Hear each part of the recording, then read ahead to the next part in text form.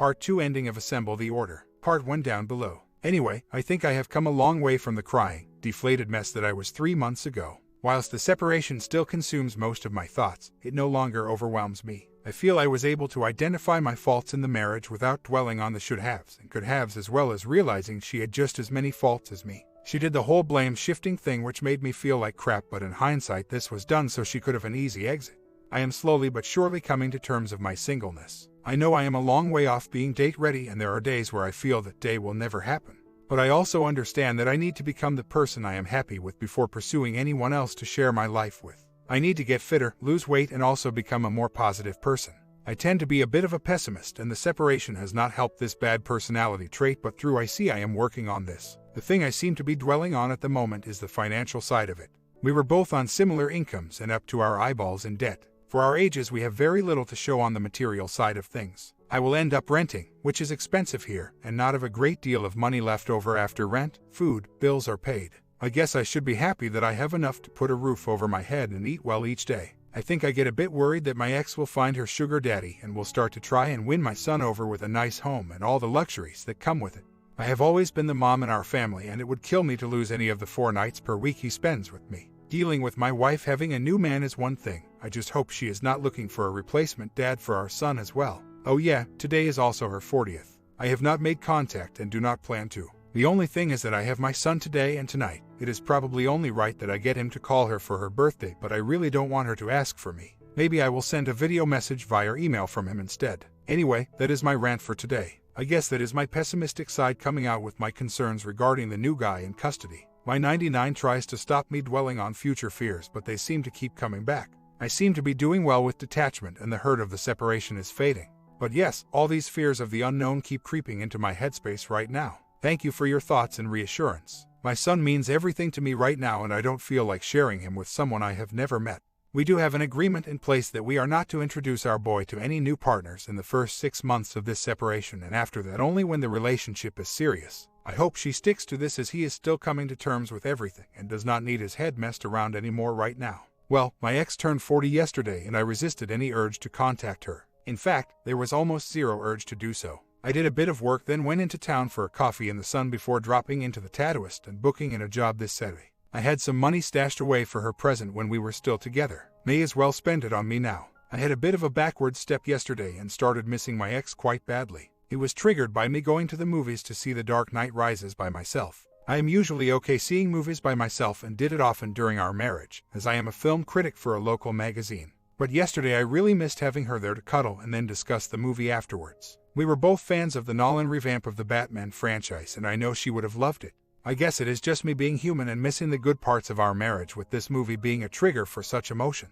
Oh well, at least I did not have to share my popcorn. Well, the next 6 weeks are going to be a minefield of triggers, but I think I am strong enough to deal with them. Our son turns 8 in 2 weeks. The first time he will celebrate it with us separately. I have our first would have been anniversary since the separation coming up in 3 weeks. It would have been 17 years. Then 3 weeks after that, my birthday and Father's Day, different date in Australia, fall on the same day. I have organized a weekend away with some good friends on the anniversary weekend. We are going to treat it as a wake for my dead marriage. Another stepping stone to recovery. For my birthday I am having an anti-40th for my 41st birthday, because my 40th year sucked. I want to try again and look to new beginnings. Nothing much else to update. Ex is still with new partner. I still haven't felt much about it at all. I'm still being dark with her. The only thing I keep coming back to is fear of future, financially, accommodation, adjusting to single life. A week later, I seem to have plateaued into a numb stage where I am not feeling much at all. No anger, no sadness, no jealousy, nothing. Probably loneliness is the major issue I am experiencing right now. I seem to be entering into a stage of extreme loneliness and the feeling that I will be single for the rest of my life. Not a pleasant feeling. I have had some great support from friends and I have been getting out a lot, but 99% of them are partnered or married. So, it is fun hanging out with them, but when I come home on my child-free weekends the house is so empty and quiet. I start to think whether I miss her, and I realize that I miss the person she used to be. She changed. I didn't, which was one of the big reasons for her leaving. I miss having a complete family, and most of all I miss sharing my life with another person. But I also realize that I am still very much in recovery mode and am nowhere near ready to start dating. It is hard to picture ever being ready. It is not something I have ever had to do, having met my ex and getting married quite young. So, I have not so much as flirted with the opposite gender in over 17 years. I have terrible social anxiety with new people, which is going to be a problem if I ever do hit the dating scene. I really need to try to stop these fear of the future thoughts and concentrate on the here and now. I also need to come to terms with my singleness, but it is hard when society in general sees it as abnormal. And there are constant reminders, e.g., seeing happy families at parks, parties, etc. Any tips on achieving these things? Yesterday I got a text asking if she could talk. I assumed it was to be about the upcoming sale of the house or childcare arrangements. So, I invite her around. The moment she starts talking, she bursts into tears. She told me she had just had an individual counseling session with our previous marriage counselor. In a nutshell, she has had a couple of major anxiety attacks requiring therapy in the past month, immediately after the anniversary of our son's adoption and also his 8th birthday. Trigger events I thought would be tough, but I handled them quite well. She then tells me she misses her family and is deeply regretful for not trying harder when we were in marriage counseling. I asked her if it is just our son that she was missed or me as well. She said both. She said she cannot cope with the fact that I have completely shut down to her. See, the 180 no contact does work. And she has asked me to catch up with her once a fortnight for a coffee and to talk. Throughout this I remained stone-faced whilst listened.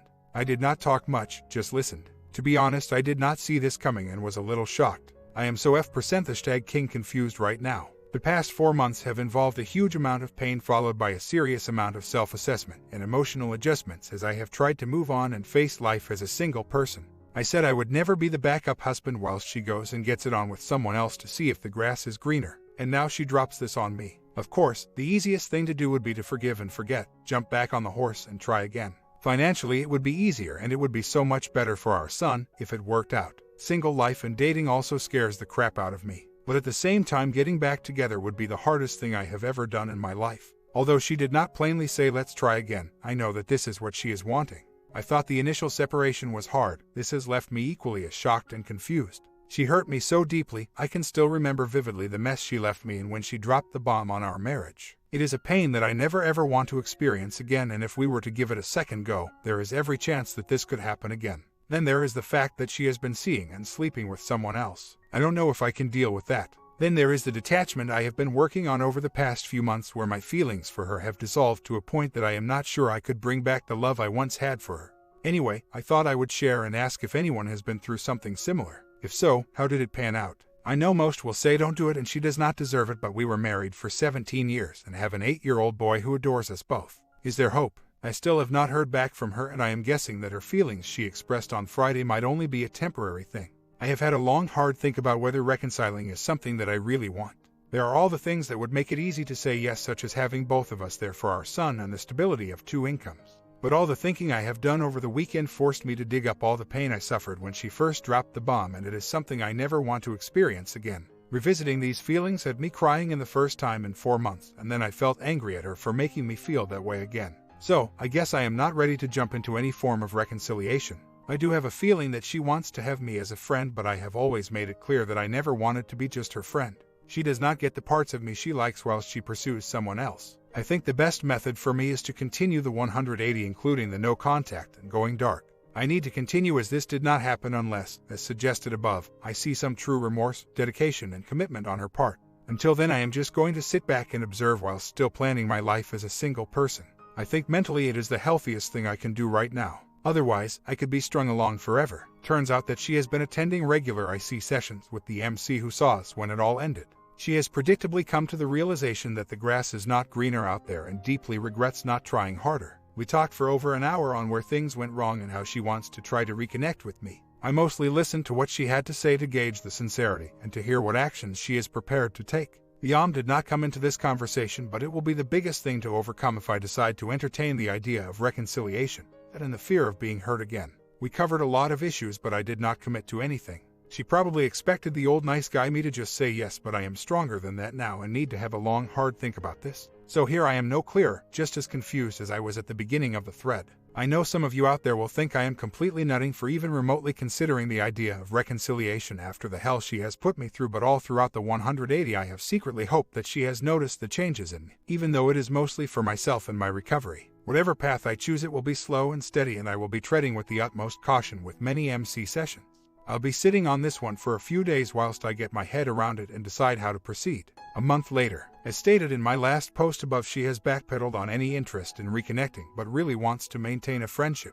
We have had a few meetups, but all it ends up being about is discussing where our relationship went wrong and fills my head with all the should-haves and could-haves that go around and around in circles but ultimately do not get me anywhere. She is always teary during these talks, but I remain stone-faced. I think I used up all my tears in the initial stages. These discussions seem to be for her benefit and assist her in moving on, but they end up setting my progress back quite significantly. I also sit across from her remembering all I loved about her and how attractive I still find her. This does not help with my detached mantra. So, I have decided to stop any further discussions unless they are about property settlement or issues relating to our son, with a preference for email. There is no way I am going to assist with her recovery while setting mine backwards. The old nice guy would have happily done this, but I have changed since then. So, I guess it is full steam ahead toward our divorce. Legally this cannot happen until another 6 months, but I feel it will be another important step in my recovery, even though it will sadden me deeply. Well, the triggers mentioned in a previous post have been coming and going. Today was my son's 8th birthday and it was my weekend with him, so I threw him a small party with about 10 kids. I did all the food and entertained them. It was fairly stressful doing it by myself, but to hear my boy laughing with his friends having the time of his life made it all worth it. Patting myself on the back a bit here, but with it being his first birthday with me as a single parent and successfully pulling off a party left me feeling quite proud of myself. Next weekend would have been our 17th wedding anniversary. It will be dinner with friends, which we are treating like a wake for marriage's ending. There will be mixed emotions, I am sure, but I'll be in good company with fine food, wine, and plenty of laughs. Few months later. So here I am 8 months down the track. I am by no means recovered, but I have let go of a lot of the sadness and bitterness that consumed me early on. I think that has come about mainly due to the fact that I now realize how different my ex and I had become. Also understanding how I had become the nice guy and threw everything at her in the hope that it would make her happy, but totally forgetting to look out for myself in the process. But what is done, and even though she hinted a few months ago that she regretted not trying harder, then quickly backpedaled on the idea, I now know that there is no hope for reconciliation, and it is now something that I would not want anyway. She is full steam ahead into a relationship with a new guy, but I don't feel any jealousy or anger about that anymore. I just feel nothing towards her, not sure if this is just a phase or whether I am truly over her. I am still at the 180 for me, and many friends comment on how well I look. I have shed 13 kgs and am dressing with more style. I am by no means a model, but am feeling much better about myself. It's been a rough year. About a month ago, one of my best male friends took his own life. This crushed me to the core. But through this tragedy, I reconnected with a female friend I had lost touch with 18 years ago when I met my ex. We were best friends back then, and she actually introduced me to my ex. Anyway, we have a ridiculous amount in common and have been hanging out a lot. She gets my warped humor and she is very attractive. It has been nice, and I even toyed with the idea that maybe I could form something more than just friends with her, but recently it has become clear that this is not on her radar. It has left me feeling a bit strange. Kind of like having a teenage crush on someone you cannot have, but perhaps I should just focus on remaining good friends with her. The dreaded friend zone, an all too familiar trait of the nice guy syndrome. I guess I need to just back off a bit and focus on other friendships outside of this one, so I don't find myself all alone when she meets a new man. So, there you go, just a little update on a pretty messed up year. Getting better bit by bit and somewhat more comfortable with the idea of being single. Hopefully, this year will bring about something good. My last update, I mentioned being in the friend zone with an old female friend of mine. It is where I have always been with her, and I think it was just a combination of lust and loneliness that had me fantasizing it could be something more. But the bottom line is that my relationship with her has always been more like a brother-sister one, so for it to become intimate would have just been weird. Besides, she has a boyfriend now but still stays in touch with me. Not as much, obviously, but that is cool. It is nice to have her back in my life. Deep down, I also still do not think I am ready for a romantic relationship. There is too much unfinished business with my ex at present. I am still living in the marital home, which needs to be put on the market, and the due date for our divorce has not come up yet. Even though these things really shouldn't stop me from looking, I just feel they need to be done so all connections with my ex other than our son are severed. So, it has been 10 months since the bomb was dropped. I have taken many steps forward but also dropped back every now and then. The biggest realization I have had is that she has changed so much as far as her fashion sense, interest, music tastes, etc. that I doubt we'd be compatible now anyway. But that is the key. She changed a total 360 to who she was and I didn't. From when we met until her 39 turning 40 brain snap, she was always the artistic type, into alternative music, art house films, cutting-edge fashion, was a roller derby competitor, and thought outside the square. So as a couple, I guess we did not fit into the mainstream ideal for our age. Now she is just like everyone else, which I find a little boring. I mean, there is nothing wrong with normal, but it was not what attracted me to her in the first place, and it is not what I will be looking for in a new partner. This is not to say that I do not fit in with society and I run around with purple hair and facial piercings. At 41, that would be silly and would freak my professional clients out a bit. It is more about the way I live, the music I listen to, the movies I watch, things I am interested in. This realization does not mean I am over our 18-year relationship.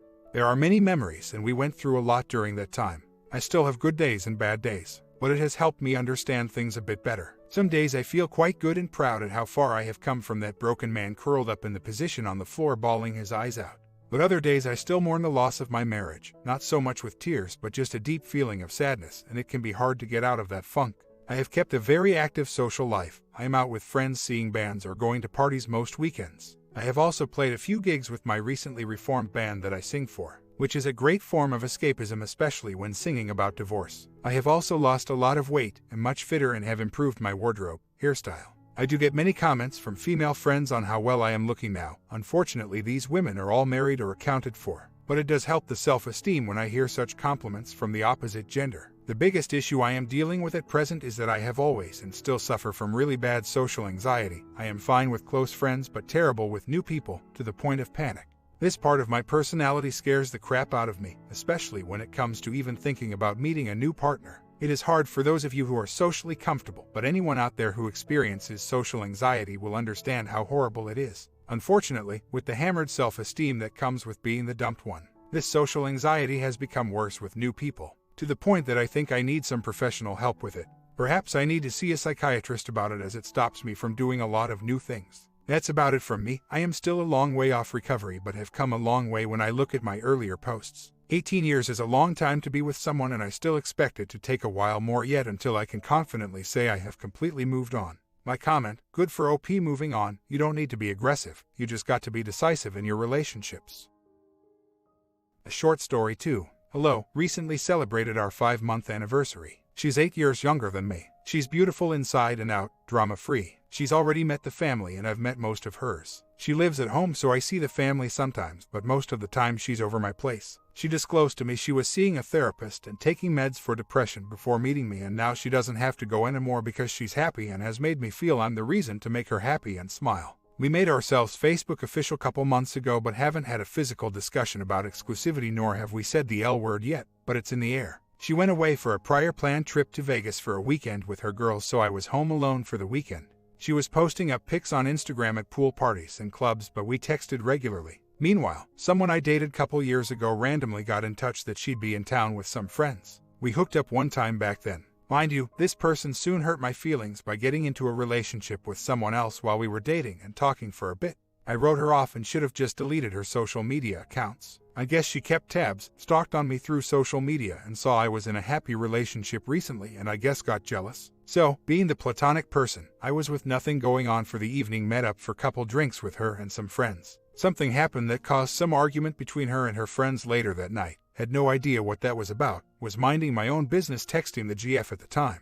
Was getting ready to leave to go to bed, and she asked to crash on my couch. With impaired judgment, I said okay, sure, whatever. We got to my apartment and she started to say how bad she felt about hurting me, asking about my girlfriend, and I later remember she ended up using my girlfriend's hairbrush sitting in my bathroom, like attempting to leave hints that she was there. I didn't know what to say to any of that. Was just an awkward conversation and situation. Not sure what led up to it, but she wound up in my bed because she felt cold on the couch, and we ended up engaging in a hookup session. She got on top of me. That lasted for about a minute. Let my male hormones get the best of me and didn't think with the right head. Thought about the GF the whole time. Was no passion nor emotion, only a physical act. Not attracted one bit to this girl at all. She's manipulative and not mentally stable. I said flat out that I have no feelings for her anymore, and what just happened was just plain stupid. I have spent the last 5 months of my life with my GF and a few hours with this girl after not speaking for over a year. Have been feeling horrible about it and realize how much the girlfriend means to me. I don't understand how or why the night ended like it did and why I let myself get in that situation. Obviously, I should have spoken up that coming back to my apartment was not a good idea. Not sure what I should do. I haven't cheated before and never want to feel this way again. Never will allow that to happen. I'm not even thinking about myself. I'll find a way to forgive myself and move forward. Concerned about my girlfriend and her feelings and well-being. I want her to trust me, believe in me, and look me in the eye, knowing that I never want to hurt her. If I disclose it, somehow things will never be the same should she even want to talk to me anymore. How can I handle the damage that has been done? I hate the idea of taking it to my grave, living a lie my whole life, but I don't want to lose her and the special thing we have, hard to find nowadays. Sad and reaching out for guidance. I'm a good person and made a terrible mistake. I am seeing a therapist to release some of my guilt and discover exactly why I let that one-time occurrence happen. Afraid of how I feel when I see my girlfriend next after her time being away. Everything in my life was finally coming together, and now this. We all have faults and make mistakes. This could be the biggest one I've made, and I realized it soon thereafter. This single instance made me realize how much I do care about her. Is there a way to learn from this and be faithful and loving moving forward? Will this guilty conscience float over me forever? Update: I decided to confess last night was a difficult evening. I couldn't keep this from her because I care about her. If I didn't, I would have just broken up with her instead to spare her the hurt. I actually have kept notes of every single experience and talked those out.